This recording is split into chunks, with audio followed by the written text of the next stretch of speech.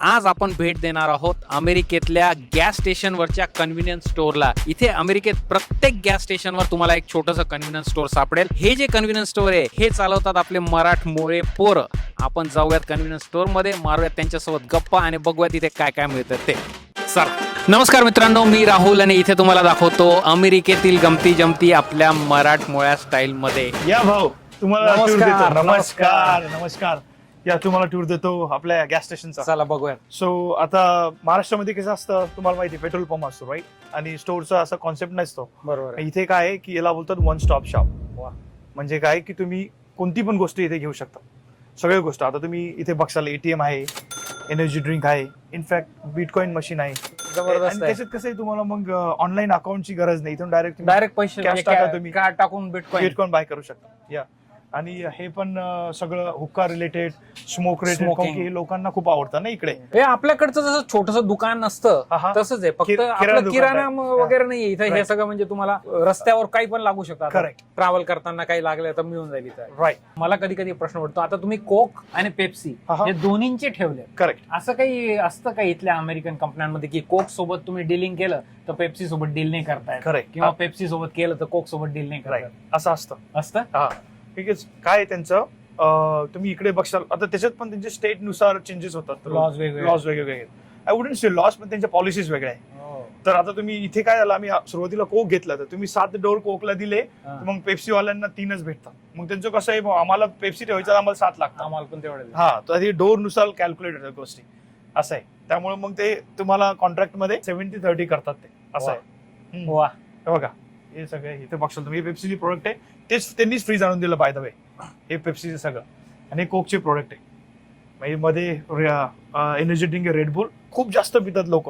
हे मॉन्स्टर झालं, हे रेडबुल झालं, खूप जास्त. म्हणजे आपल्या इकडे कसे सकाळी उठलो आपण चहा पितो, यांचं कसं आहे, सकाळी उठले की एनर्जी ड्रिंक लागते, नाही त्यांचं काम होत नाही, त्यांचा दिवसच सुरू होत नाही. एक तर हे, नाही तर मग बिअर. असे बरेचसे लोक आहे 24 बिअर पितात रोज. आले सकाळी उठले की 24 कॅनचं घेऊन जाणार आणि परत दुसऱ्याची सकाळी भेटणार, असं आहे. आता हे गाडीचं सामान पूर्ण ऑइल चेंज केलं लागण्यासाठी सगळं, आणि प्रत्येक गोष्ट जाते. ग्लोव्ह वगैरे. हो का? हा, स्टोअर मध्ये असं नाही की एखादी गोष्ट जात नाही, प्रत्येक गोष्ट जाते. आणि इकडे कसं आहे, ग्रोसरी युजली हे लोक कॅन फूड जास्त वापरतात. अमेरिकन लोक आपल्यासारखं नाही, फ्रेश वगैरे बनवलं, त्यांना टाइम नसतो. राईट. फास्ट लाईफ आहे त्यांना, तर फटाफट त्यांना 2 मिनिटं ओपन करतो. बघा, सगळे बीन्स वगैरे बॉईल झालेले असतात, पण ते कॅन मध्येच त्यांना आवडतं, त्यांना फरक नाही पडत. हे म्हणजे आपल्या पॅरासिटामोल वगैरे सगळं, सगळे, सगळं. डोकेदुखीच्या गोळ्या. करेक्ट. आईस्क्रीम पण बघा आहे, आईस्क्रीम वगैरे सगळं भेटतंय. मी रिसेंटली युट्यूब वर व्हिडिओ बघितला, तर युट्यूबचा त्या व्हिडिओचा विषय होता की अमेरिकेतली सगळ्यात मोठी पिझ्झा कंपनी कोणती. तर त्यांचं म्हणणं होतं की पिझ्झा हट, डॉमिनोज या नाहीये, हंट ब्रदर्स आहे. कारण एवढे यांचे प्रत्येक अशा लहान लहान ठिकाणी देतात ते, की हे टेक्निकली अमेरिकेतल्या सगळ्यात मोठी पिझ्झा चेन आहे हंट ब्रदर्स. Absolutely right. तुम्ही बघसाल एवढे सारे कन्व्हिनियन्स स्टोअर आहे, अँड 70% त्यांनी मार्केट केलंय. यांनी केलेले, आणि आपले लोक ओन करतात, देशी लोक. हा, इंडियन लोक ओन करतात. अरे वा. महाराष्ट्रीयन खूप कमी आहेत. आय थिंक आमच्यातले तर आम्हीच पहिले असेल. मला तर पहिल्यांदा आपले मराठी खूप कमी लोक भेटले गॅस स्टेशन मध्ये. So as you can see, सगळं पिझ्झा वगैरे, विंग्स वगैरे सगळे इथे भेटतात. मागे असं काउंटर असतो. अराउंड $28,000-30,000 फ्रँचायझी आहे त्यांची. तर तेवढे कॉस्ट लागली ते आम्हाला सुरुवातीला, म्हणजे इन्व्हेस्टमेंट.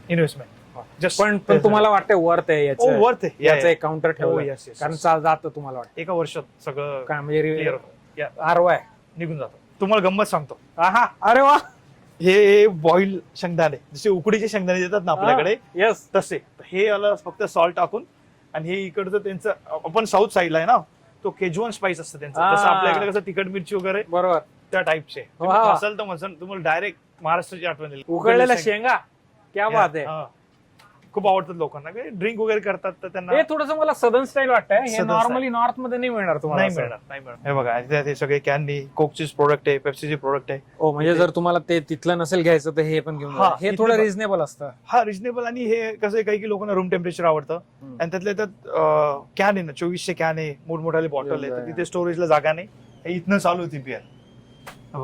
हे सगळे अल्कोहोल प्रोडक्ट्स आहे, इथनं तर तिथपर्यंत बघा. आणि त्यामध्ये पण 2 कंपनी, बड लाईट आणि कोल्स लाईट म्हणून. सो सर्टन ब्रँड ते सर्व करतात, सो त्याच्यात पण कॉन्ट्रॅक्ट सारखंच असतं. ओके. हा बघा 1 2 3 4 5 6 7 आणि 8 म्हणजे 4 डोअर दोन्ही कंपनीला दिले.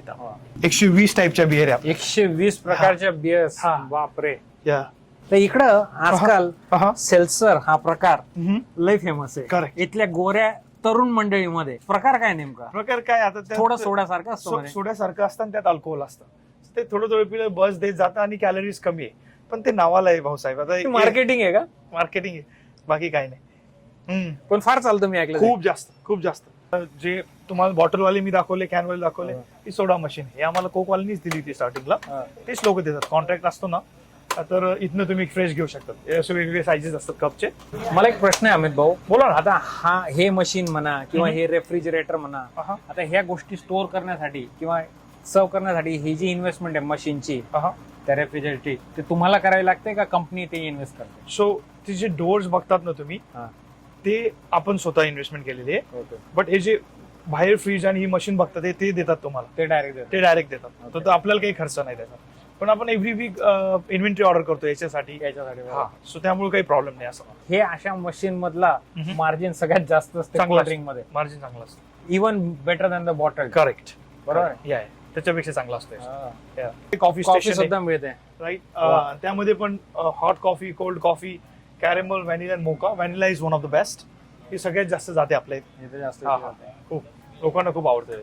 तुम्ही ट्राय करसाल, थोडीशी ट्राय करसाल? नाही. शुअर. Okay, thank you. ओके. तुम्ही टी शर्ट सुद्धा विकता? हा, टी शर्ट पण भेटतात इथे. हे बघ, स्मॉल, मिडियम, लार्ज वेगवेगळे कलरचे. आता इकडे कसं आहे, सिम्पल फॉर्म्युला आहे. बरेचसे लोक आहे ना, तुम्हाला मजाक वाटेल, बरेचसे लोक लॉन्ड्रीज करत नाही. ते काय करतात, आले की use and throw. $6 T shirt, 50% profit तुम्हाला. 100% ऍक्च्युअली $3 भेटतो, आपण 6 विकतो.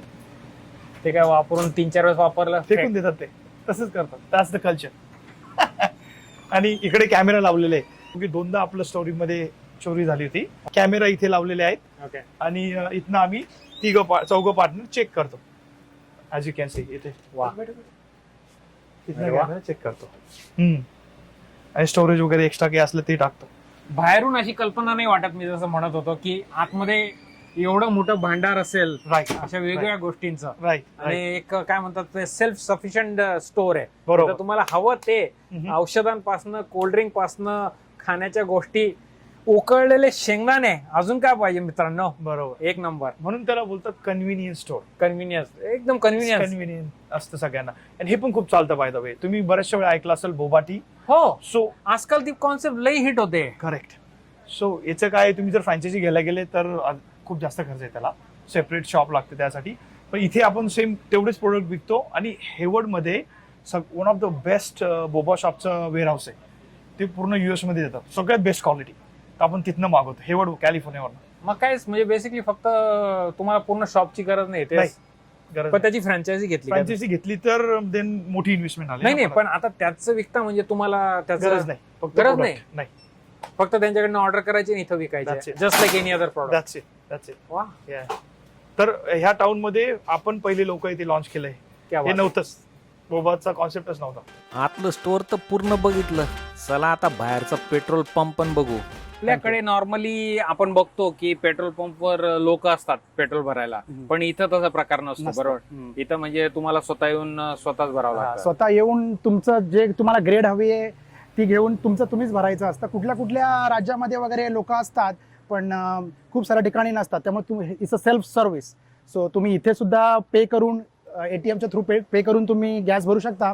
किंवा तुम्हाला काही घ्यायचं असेल तर खूप सारे लोक आतमध्ये जातात, तिकडे पे पण करतात आणि मग इकडे येऊन ते गॅस पंप करतात. आता नवीन मी जेव्हा आलो होतो अमेरिकेत, तेव्हा मला हा प्रश्न असायचा की मला जर इथं कार्डने पे नाही करायचंय, मला कॅशने पे करायचंय, तर मग ते कसं करायचं?